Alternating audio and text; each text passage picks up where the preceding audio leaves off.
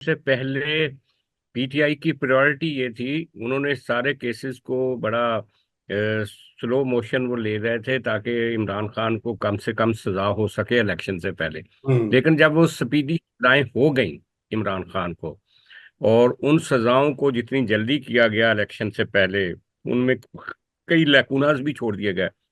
अच्छा, लेकिन हमारे जज भी तो मौसम देखते हैं, हवा देखते हैं, हवा का रुख देखते हैं, फिर उसके मुताबिक वो इंस्पिरेशंस भी लेते हैं। हमारी जुडिशरी बहुत इस मामले में, जब जब भी स्टेट जो होती है ना, वो बहुत ज्यादा सप्रेसिव हो जाती है किसी पार्टी के खिलाफ, और वो पार्टी परफॉर्म भी नहीं कर पाती इलेक्शन में, तो फिर जुडिशरी जो होती है ना, वो बिल्कुल एक अपना दरवाजा बंद कर देती है उस तरह की सियासी जमात के लिए।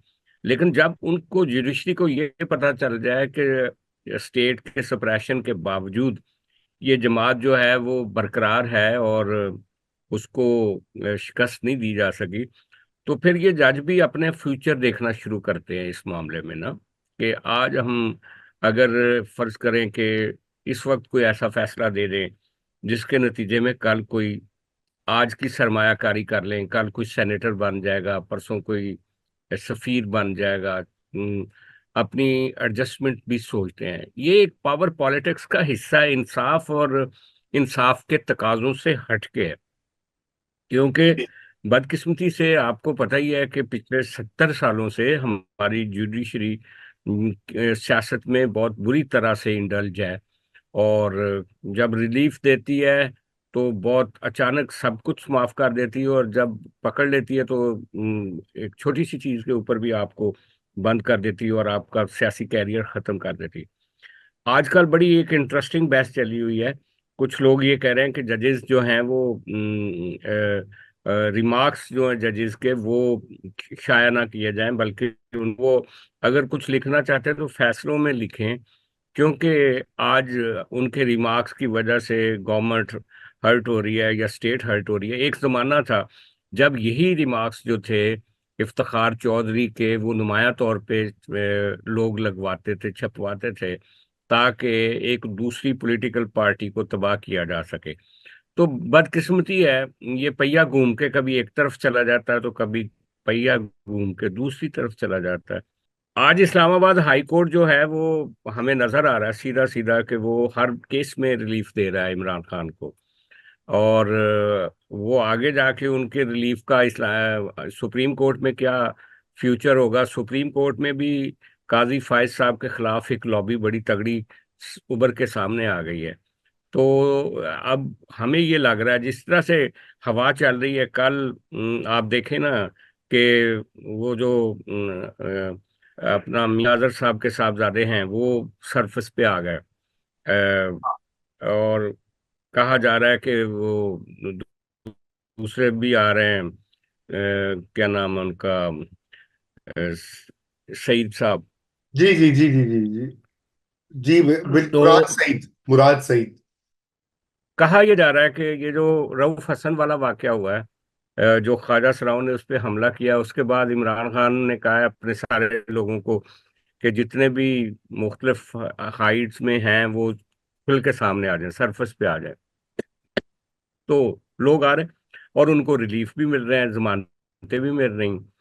तो ये क्या होगा। मैं उस दिन सुन रहा था एक साहब को जो कि एस्टेब्लिशमेंट के बड़े करीब हैं, उनका ये कहना था कि जिस तरह से ये हवा चल रही है और लोगों को रिलीफ मिल रहा है, और इमरान खान की जमानत हो जाती है, और ये जो जितने लोग 9 मई के के बाद गायब हो गए थे वो भी सरफेस पे आ जाते हैं, तो मुल्क में एक बहुत बड़ा ऊधम, सियासी ऊधम मचने वाला है। उसके बकौल उसका ख्याल था कि एस्टेब्लिशमेंट और इमरान खान की बराह रास्त लड़ाई हो जानी है, क्योंकि इसने आते ही जलसों की कॉल देनी है, जलसों को दिस वे और दैट वे रोकना पड़ेगा, और उसके नतीजे में इतना बड़ा बहरान सामने आएगा कि ये जो SIFC है, या आपकी स्टेबिलिटी थोड़ी बहुत बेहतर हुई है, चीज़ों की कीमतें कम हुई हैं, गवर्नमेंट थोड़ा सा काम कर रही, ये भी सारा उसके अंदर वो चला जाएगा, शक कर लेगी वो इस सारी सूरत हाल को जो होने जा रहा है। और आज जो IMF आपके साथ तावन कर रहा है, हो सकता है कि उस डिस्टेबलाइजेशन के बाद आईएमएफ भी आपसे सॉरी सॉरी करके पीछे हट जाए। तो एक बड़ी तबाही वो पेंट कर रहे थे कि अगर इमरान खान साहब को इस तरह रिलीफ मिलता है और जमानतों के नतीजे में बाहर आते हैं, तो मुल्क जो है वो एक नए क्राइसिस का शिकार हो जाएगा।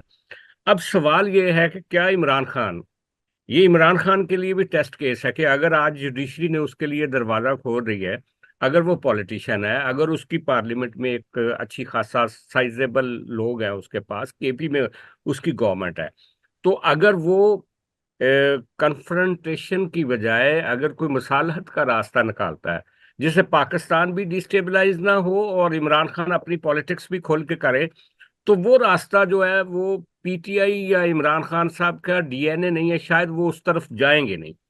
तो इस तरह का आगे एक नक्शा मुझे तो उभरता हुआ नजर आ रहा जी। है। काजी काजी फाइज से वो सिंपली कह देगा कि वो तो बाजवे के प्रेशर पे और हाँ फलाने के प्रेशर पे आपने किया। वो तो पहले भी कह चुका है एक इंटरव्यू में कि काजी फाइज के खिलाफ जो रेफरेंस आया था, मैं उसका हमायती नहीं था, क्योंकि वो हर बुरा काम जो है ना वो तो डालता है बाजवे के ऊपर ना, अपना हर बुरा काम। और हालांकि उस वक्त कहता था कि बाजवा जो बड़ा डेमोक्रेट अफसर है, बाद में वो जानवर हो गया। तो उसके लिए बड़ी सहूलत है कि इस तरह के मॉरल क्वेश्चंस को डायरी, वो तो उसकी पार्टी इस मामले में मशहूर है, बल्कि बदनाम है पीटीआई, कि हर बुरा काम जो है वो कहते हैं वो तो किसी और ने करवाया सी, अच्छा काम मैं कीता सी। ये बदकिस्मती है। और वो करेगा, वो कहेगा कि जनाब आपके खिलाफ जो कार्रवाई हुई वो आपके साथ ज्यादती थी लेकिन मैं कर नहीं सका। ये अलग बात है कि फिर काजी फायज गैलरी के साथ कैसा खेलते हैं, ये उस दिन वैसे सबकी परफॉर्मेंस का सवाल होगा। मैं आपको बताऊं हाँ कि कौन अपराइट ज्यादा है, ये काजी फाइज हीरो बनते हैं या विलन बनते हैं, इमरान खान हीरो बनता है या विलन बनता है, ये मामला उस दिन ही तय होगा। जी जी, बिल्कुल वो तो बात आपकी बिल्कुल सही है। और वो मामला तय होगा। वो यकीनन इल्जाम उस पर लगाते हैं, लेकिन देखिए दस्तखत सदर अलवी के थे उस रेफरेंस पर। फाइल जो है आपको पता है कि ऐसी फाइलें जो है वो मूव होती हैं वजारत कानून से, और वजीर आजम हाँ की बस। मर्जी के बगैर वो मामला आगे जाता नहीं है। अब तो आप जो मर्जी कह देंगे जी मैंने नहीं किया, और मसला ये है कि पाकिस्तान के अवाम जो हैं, जो उस वक्त डेफिनेट। शहर शहर में मुब्तला है, वो भी ये बात मानते हैं। वो कहते हैं जी हाँ जी, बाजवे का बड़ा प्रेशर था, हमारा तो लीडर बड़ा मासूम और जिसे कहते हैं बहुत ही क्या कहना चाहिए, बेकसूर था, उसका तो कोई इसमें रोल नहीं था। लेकिन ये बातें भी अब तारीख के रिकॉर्ड में मौजूद हैं। तो चलते चलते ये राना सनाउल्लाह ने कहा कि अब बात ख्वाजा सराव तक आ गई है, तो अब बातचीत ही कर लें। ये इस जुमले की मुझे समझ नहीं आई, क्या था, क्या वो चाह रहे। राणा राणा सनाउल्लाह जो है ना वो काफी अरसे से, खास तौर पे इंटीरियर मिनिस्ट्री और इंटीरियर की चीजों के मामले में ना वो काफी क्रिटिकल है। वो जब से वजीर नहीं बने और मोहसिन नकवी साहब को बना दिया गया, और वो एस्टेब्लिशमेंट के हवाले से भी थोड़े क्रिटिकल नजर आते हैं। आपने उनके सारे इंटरव्यूज सुने होंगे, जब ये सागडार साहब को वजीर खजाना नहीं बनाया जा रहा था, उनको वजीर दाखिला नहीं बनाया जा रहा था, तो वो अभी भी करते हैं ता वक्ते के उनको मुनासिब तरीके से ऑन बोर्ड कर लिया जाए। अभी तक एस्टेब्लिशमेंट ने किया नहीं। और राणा साहब वो वाहिद आदमी हैं जो कि फ्रंट लाइन पे आके इमरान खान के साथ सियासी तौर पे मुकाबला करते थे, और वो तो उनको पागल खान तक कहते थे, लेकिन वो माइल्ड इसलिए हुए हुए हैं कि उनको उस फ्रंट लाइन से हटा के इन्होंने नए बंदे खड़े कर दिए। अब वो कहता है कि ये खुद ही भुगते। और वो एक तरह से तंज है राणा साहब का, कि बात भी दुरुस्त है यार, ये कितनी अनफॉर्चुनेट बात है कि आपने लोगों को ख्वाजा सरा का गेटअप बनवा के जाके उसके ऊपर अटैक करवा दिया। वो इससे तो अंदाजा। बेहतर था कि कोई किसी गैंगस्टर से कह के, जैसे इंडिया पाकिस्तान में वो करवाता है मामला, उस तरह से आप भी करवा लेते तो कम से कम ख्वाजा सराओं पे तो इल्जाम ना आता। वो तो एक पहले ही ऑप्रेस्ड कम्युनिटी है हाँ उनके ऊपर तो खुद आलम होते हैं, और उनकी तो आवाज भी कोई नहीं सुनता पाकिस्तान में। तो उनको भी एक बदनाम करने की कोशिश की गई है अनफॉर्चुनेटली। नहीं नहीं, बहुत लेकिन ही अनफॉर्चुनेट, लेकिन बातचीत मुझे किसकी वो ये कह पता रहे हैं। चला है, मैं आपको बात सुनाता हूँ। हाँ जी मैंने पूछा बताइए। कि ये ख्वाजा सरा का आइडिया कहाँ से आया, हाँ रजा साहब। मैंने पूछा कि ये ख्वाजा सरा का आइडिया कहाँ से आया। तो उन्होंने, किसी बंदे ने कहा कि एक अफसर था तो उसने कहा, या, किसी बंदे ने कहा कि एक अफसर था तो उसने कहा, या रऊफ हसन जब भी बातचीत करता है, प्रेस कॉन्फ्रेंस करता है, तो ये ख्वाजा सरा टाइप लगता है, तो इसका मुकाबला ख्वाजा राव से न करवा दिया जाए।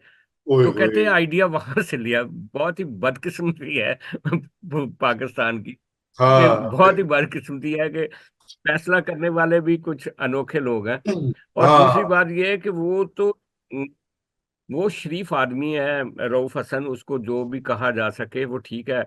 वो यूथिया है जो भी है, लेकिन उस वो स्पॉटलेस आदमी। और दूसरा, कैंसर देखिए नहीं सर्वाइवर देखिए, है ऑलरेडी।